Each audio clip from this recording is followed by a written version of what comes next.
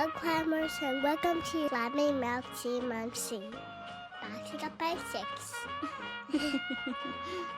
Good job. Where is it going? Look, sky. Hello, climbers, and welcome back to another episode of Climbing Mount CMMC, the podcast. My name is Kaleigh Floyd, and I am back solo again. So I do apologize if you're only here for Bobby. Probably need to hop off and go to another video.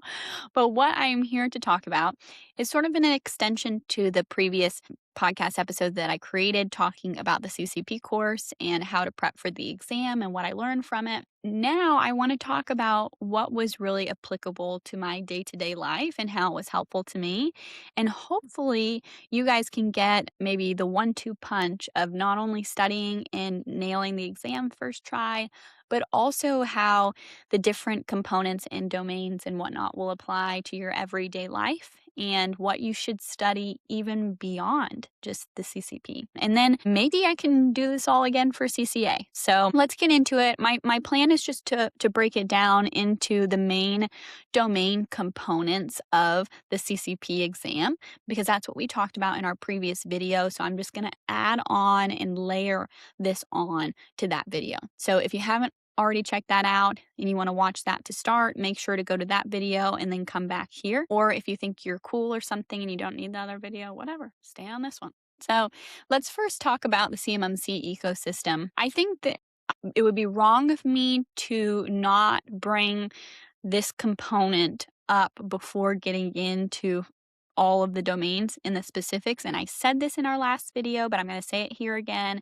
which is a lot of this is in the past. Okay, so if you're studying the CAP, the CMMC assessment process, you're actually going to study the old one, not the new one. The Cyber AB was not called Cyber AB back then. It's called the CMMC AB. Some of these things have been updated and they're newer. Okay, but it's not new for studying for the test itself. So all of that to say, the CMMC ecosystem, there are a few things that are a bit off because it's back in the day and it's not up to date. So some examples are a very exciting topic that just recently happened, which was CCIs, CMMC certified instructors. Those are now real people in the ecosystem that can train and teach people on the material and the information that comes from the Keiko, ISACA, and the training providers can have these CCIs. So that's something that's super cool. Bobby is actually a CCI. He just became an actual CMMC certified instructor before they were called PIs, provisional instructors, because it was provisional. It was only temporary. So that's an example of something that's different. Really big thing that's different too in the ecosystem. When you read and practice and study for the exam, for the ecosystem, there's LPPs, licensed partner publishers. These are people that can create material for CCP courses and CCA courses. That is no longer a thing. So there's no such thing as multiple different companies that can be LPPs. It is only ISACA, only the Keiko. Now, there can be multiple licensed training providers, LTPs, but there's no longer organizations that are LPPs. It's only going to be Keiko. It's only going to be ISACA. So that's something that is different when studying as well. So there's also provisional assessors. So there was no such thing as actual certified assessors at one point. So they bring up provisional assessors. Yeah, they talk about CCIs, but in the future, but now it's actually a real thing. So those are just examples of things that are going to be different. All of that to say, how it applies to your everyday, this category is a little bit tough because you have to take some things with a grain of salt. And this is where your real research afterwards needs to come in, and you need to be a part of the ecosystem. Here is a very, very practical way to be a part of the ecosystem.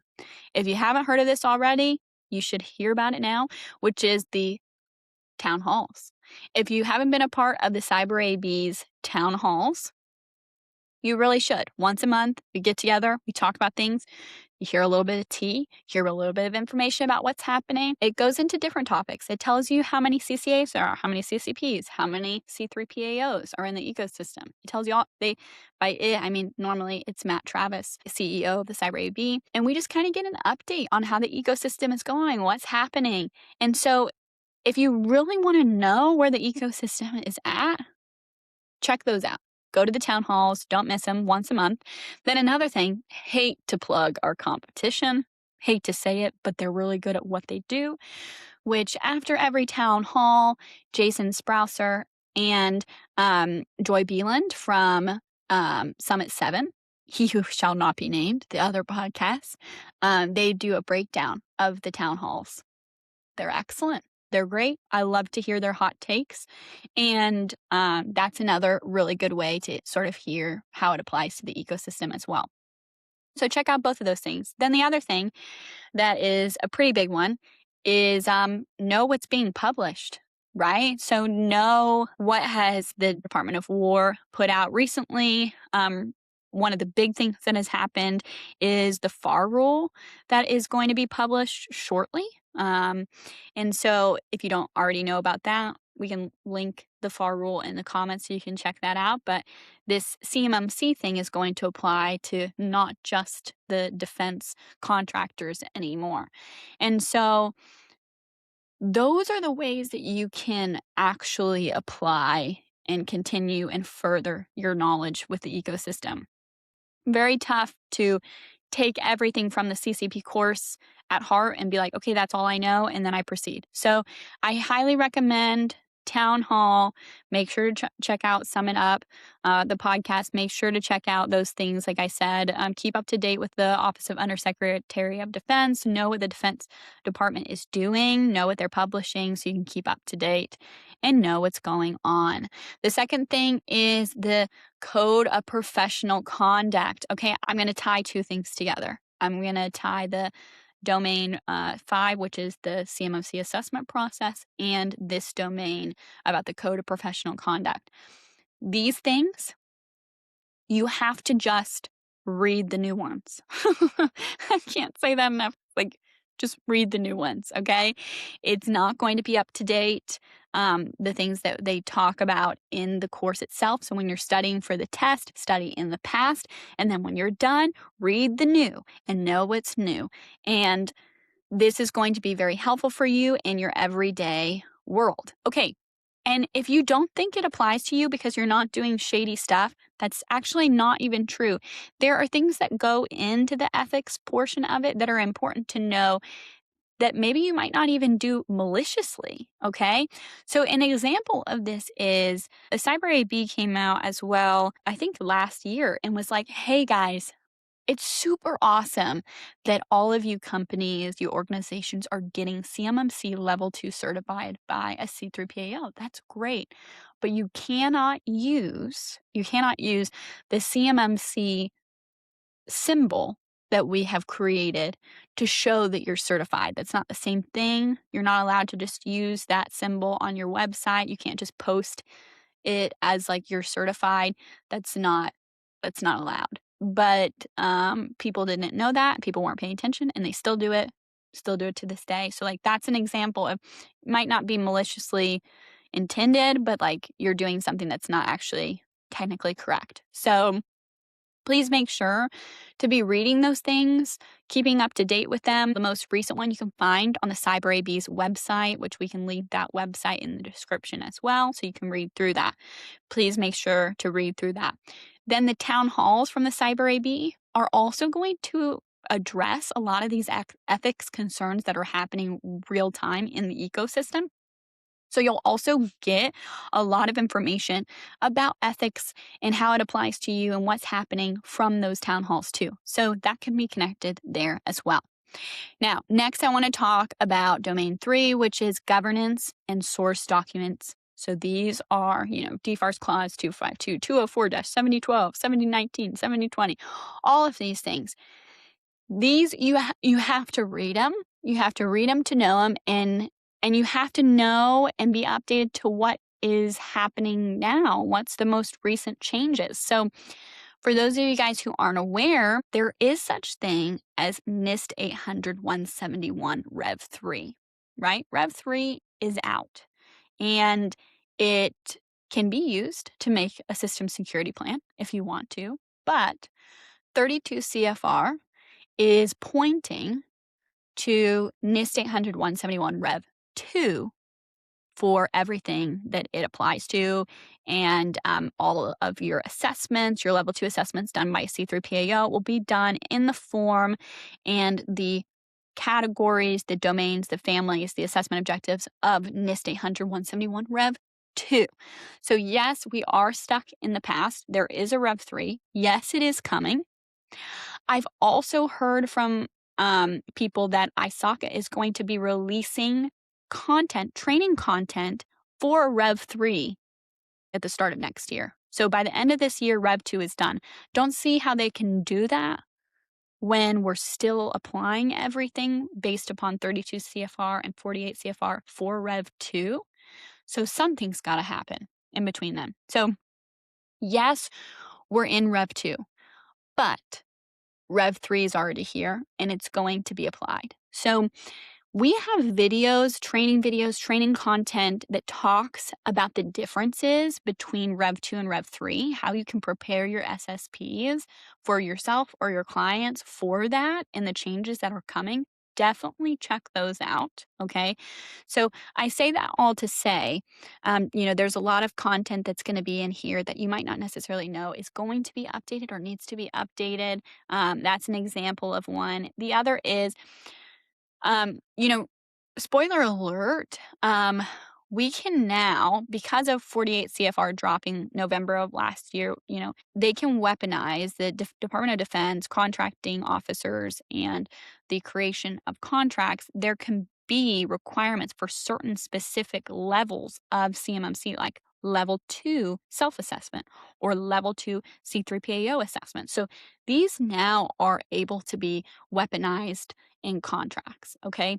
That was not the case when this material was created. So you don't necessarily know those components. That's up to you to get updated with the most recent information. So that's another thing you should look at, 48 CFR, how that applies, what's been happening in the ecosystem, how contractors are affected.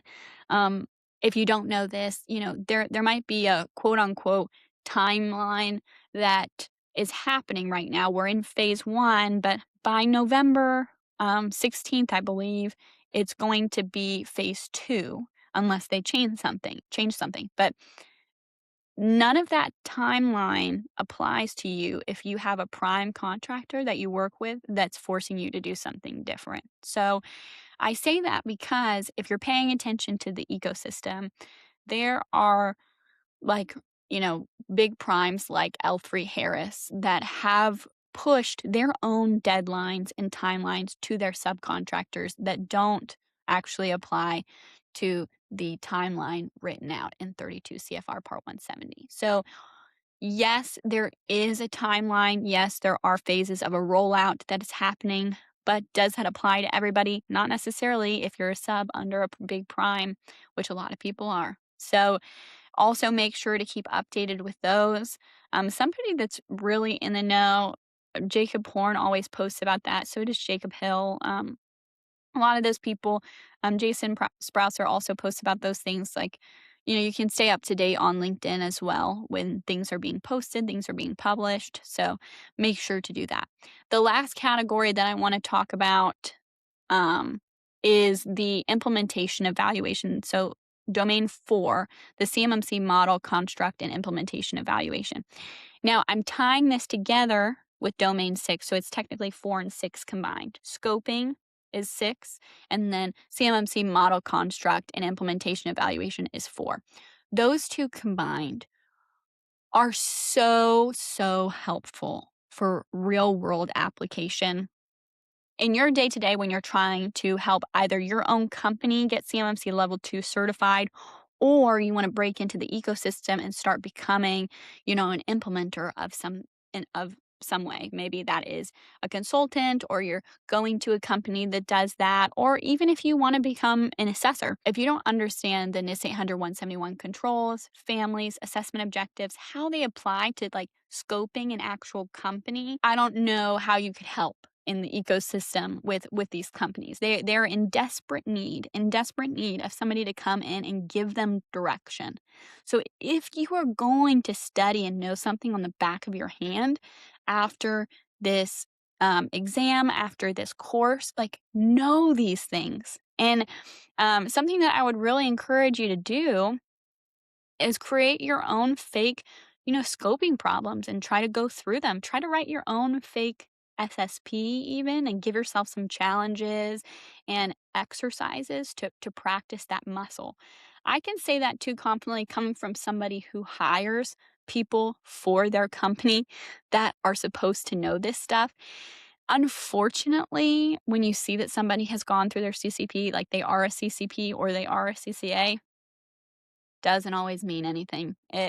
If you haven't actually applied what you're doing and practice scoping and practice writing an SSP and practice going through an assessment, like if you haven't done those things and you've just memorized stuff for a test, not helpful. Not helpful at all. But it can be so helpful if you take what you've learned from here and actually apply it to what you're doing. I know that's a crazy concept, super crazy concept to think about. But one thing that is very practical that you can do, and I talked about this in our previous video, but there is a game called Sector 171 that we can link below.